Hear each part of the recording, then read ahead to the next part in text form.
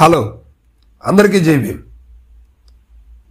ఆంధ్రప్రదేశ్లో ఇటీవల రాజకీయ కోణాలన్నీ కూడా మారిపోతూ ఉన్నాయి. ప్రస్తుతానికి 2019 నుంచి 2024 వరకు అధికారంలో ఉన్నటువంటి వైఎస్ఆర్సీపీ ఇటీవల జరిగినటువంటి ఎన్నికల్లో ఘోరంగా పరాజయం పాలైంది. ఈ విషయం మనందరికీ కూడా తెలుసు. అయితే ఓడిపోయిన తర్వాత నాయకుల పరిస్థితులు ఏంటో కూడా ప్రజలందరికీ తెలుసు. సో అందులో భాగంగా వైఎస్ఆర్సీపీలో ఉన్నటువంటి నాయకులందరూ కూడా ఇప్పుడు కూటమి దారి పట్టారు అని చెప్పుకోవచ్చు. మొట్టమొదటిగా వైఎస్ఆర్సీపీ నుంచి ఆ జగన్మోహన్ రెడ్డికి అత్యంత సన్నిహితులు, చాలా దగ్గరగా ఉండేటువంటి వారి నాన్నగారికి వైఎస్ రాజశేఖర రెడ్డి గారికి అత్యంత సన్నిహితులైనటువంటి ఆ వ్యక్తి, జగన్మోహన్ రెడ్డి గారితో పాటు ఆ జైలు జీవితాన్ని గడిపినటువంటి వ్యక్తి మోపిదేవి వెంకటరమణ గారు. ఈయన ఆ ప్రజాబలంలో కూడా నిలబడలేని పరిస్థితి అయితే ఉంది. అంటే ప్రత్యక్ష ఎన్నికల్లో కాకపోయినప్పటికీ ఆయన మంత్రిని చేశారు. ప్రత్యక్ష పార్లమెంట్లో కాకపోయినా కూడా రాజ్యసభ ఇచ్చి ఆయన్ని గౌరవించారు. ఆ తర్వాత ఆ టైం అయిపోయిన తర్వాత 2019లో వైఎస్ఆర్సీపీ నుంచి రేపల్లె నియోజకవర్గం నుంచి పోటీ చేశారు. అప్పుడు కూడా ఓటమి పాలయ్యారు. అయినా కూడా ఆయన రాజ్యసభకు పంపించారు. ఆయనకి వైఎస్ఆర్సీపీలో ఒక గొప్ప గౌరవం అయితే దక్కింది. సో అలాంటి వ్యక్తి కూడా నేడు పార్టీ మారటం జరిగింది. సరే, అక్కడికి వెళ్ళిన తర్వాత పార్టీ పరిస్థితులు ఎలా ఉన్నాయనేది మనం తర్వాత టాపిక్లోకి వద్దాము. ఇక వీడియో కూడా ఎవరు స్కిప్ చేయకుండా చూస్తూ ఉండండి. మనకి ఇంకా ఎవరెవరు పోయారు అనేది కూడా కొన్ని ప్రధానమైనటువంటి వైఎస్ఆర్సీపీకి అత్యంత కీలకమైనటువంటి నేతలు పోయిన పరిస్థితులు అయితే ఉన్నాయి. ఆ తర్వాత మోపిదేవి వెంకటరమణ గారు, తర్వాత బాలినేని వాసు గారు వెళ్ళారు.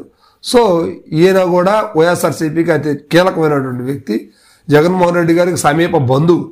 ఆయన కూడా పార్టీ మారారు. సో ఆయన జనసేనలోకి వెళ్ళారు. సో ఇక తర్వాత అవంతి శ్రీనివాస్ గారు ఉన్నారు.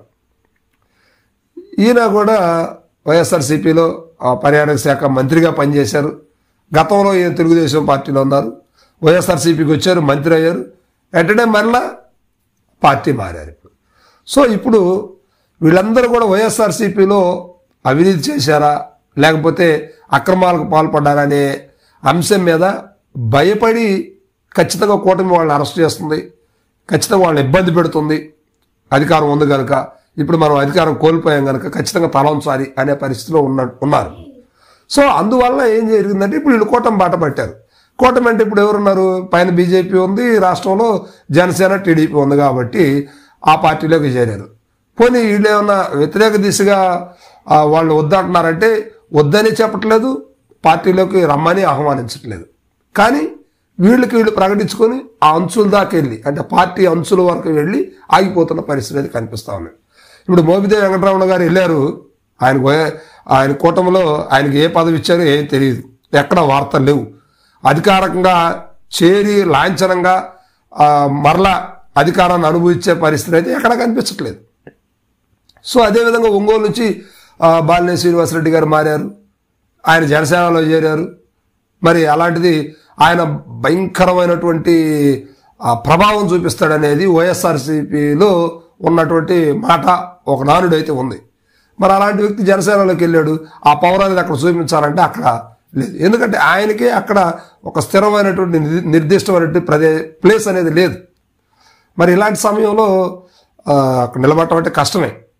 సో అదేవిధంగా భీమిలి నియోజకవర్గం నుంచి పోటీ చేసినటువంటి అవంతి శ్రీనివాస్ గారు కూడా ఇటీవల పార్టీ మారారు. ఈయనకి అక్కడ బాగా విపరీతమైన క్రేజ్ ఉంది. మరి ఆయనతో పాటు ఆ క్రేజ్ ఉన్నటువంటి పబ్లిక్ మొత్తం వచ్చారంటే అది కూడా రాలేదు. అసలు ఇక్కడికి వెళ్ళినటువంటి వాళ్ళకి అక్కడ ప్రధానమైనటువంటి వాళ్ళకు ఒక నిర్దిష్టమైనటువంటి ఆ పార్టీ నాయకత్వం వారికి ఇచ్చి మీరు ఇక్కడ చూసుకోండి, మీకేను మేము అప్పు చెప్తున్నాం అనే పరిస్థితి లేవు. అయినా కూడా వీళ్ళు అక్కడికి వెళ్ళేసి పక్కనైతే నిలబడతా ఉన్నారు. సో కొన్ని వర్గాలు ఏమంటాయి అంటే వాళ్ళు చేసినటువంటి అక్రమాలు కావచ్చు, అన్యాయాలు కావచ్చు, ఖచ్చితంగా కొంతవరకైనా వారి మీదకి ఆ ఒత్తిడి అనేది రాకుండా ఉంటుంది. అక్కడ ఎక్కడో ఒక పక్కన ఉంటారులే అన్న ఆలోచనలో కొంతమంది చేరారని చెప్పేసి కొంతమంది మాట్లాడుకుంటూ ఉన్నారు.